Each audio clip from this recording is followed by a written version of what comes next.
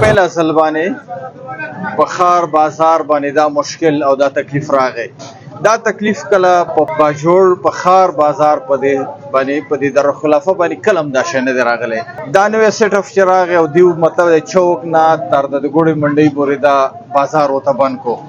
دې خلکو ته یو موخه ورکړله. نن مطلب دا دی چې د چوک نه یا د ګوړې منډۍ نه تر راسې پیدل نه ته په 20 منټ کې د سنټر ته زما خواته کم از کم نشي رارسېدلی، د چوک ته په نیمه ګنټه کې هم نشي رسېدلی. د دې لپاره دا حل نه و چې دا کوم حل دیو وکړو، ګاډۍ راوستلې په منځ کې ودرولې، یو انسان نشي تېرېدلی نو ګاډی به څنګه تېر شي. اوس لاندې زموږ د ښار کلي په زرګونو کورونو پراته دي. په دې کې خدای نه خواسته یو ایمرجنسي پیښه شوله.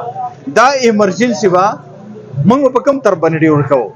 په هغه سایډ په دوسۍ پادري باندې چې راتاویږي زموږ ګاډی په چوک کې انتهایی رش دی، هلته ګاډی نه وځي، په دې طرف نه وځي چې دا لرې کړي او خپل خپل سایډونو ته یې واړي. لکه دا د هغه مارکیټ نه دې طرف ته راواوړي، د جنجال ساز شي.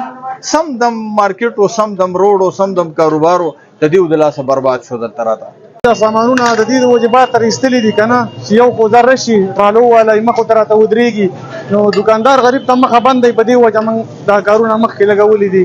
د دې په وجه ځکه چې دوکاندار ته مخه بندېږي او ټرالو والا راځي، د دې د وجې ودرېږي، نو د دې د وجې دوکاندار ته غټ تکلیف وي. د دې د وجې موږ راوتې سو مخو ته لکه کارونه هم لګولي دي. نو دا خو چې که په مارکیټ کې ولاړو، دا بوزه کې ولاړو، اوس روژه ده، لکه صدر صاحب والا دا ریلیف ورکړی چې خیر دی دا روژه ده، غریب خلک دی چې خپله غریبي کوي او مطلب دا دی له 100 روپۍ خپلو بچو لګړي، نو په دې وجه بار ته راایستلي دي چې خیر دی لکه ریلیف پسه کوي، روژه ده، چې ځان له خپلو بچو له خپل روژه ماتې وګټي.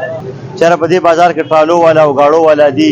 حقیقت دی چې دا بازار دوکاندارانو ته مسالیم وي، خو دا موږ په دې بنیاد باندې وکړله چې دلته ډېر غریب خلک وو، ډېر لاچاره خلک وو. هغې به دا ګاډۍ به کله یو مارکیټ ته بیولې، کله به بل مارکیټ ته بیولې. خلکو ته هم تکلیف و ځکه چې پبلک هم کله یو طرف ته تلو، کله بل طرف ته تلو. نو موږ او اډمنسټریشن کېناستو او دا حل هم راویستو چې یاره ولې نه چې په دې روژه کې په دې به برکته میاشت کې دا خلک په یو ځای باندې خلکو ته هم سهولت وي. خامخا دوکاندار ته لږ زحمت و، یو 2 3 4 5 دوکاندارانو ته زحمت و، خو انشاءالله تعالی هغه تاسو ولیدله، هغه میاشت الله تعالی په خیر او برکت څخه ختمه کړله. د هغه مین وجه دا وه چې دا مین بازار و، موږ ته دا روډ ون وی کو. نو چې هغه شینګس مارکیټ وی، نو شینګس مارکیټ ته بیا خلک ور اوښتلې، خلکو ته به مسالې په دې وجه وی چې شینګس مارکیټ ته بدلې. نو یو خو دا وه چې دا مین چوک هم د خلکو ته ایک سیزم اسان کېدلو، خلک په اسانتۍ سره راتلی شو. یعنې دا حقیقت نور مارکیټونه هم زموږ موږ نور مارکیټونه هم بندولی شو، خو دې وجه موږ دا بند کړو چې دا مین چوک دی، مین بازار دی، نو خلکو ته به هم اسانتیا وي او د کوم ګاړو ټرالو والا چې دوی ته به هم اسانتیا وي. پولاو بازار و، دې وجه موږ بند